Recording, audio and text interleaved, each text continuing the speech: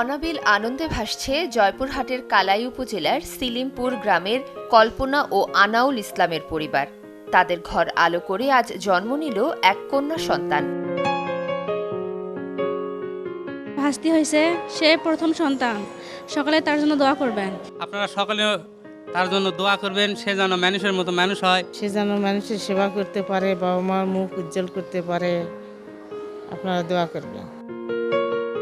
নবজাতক ও তার পরিবারকে শুভকামনা।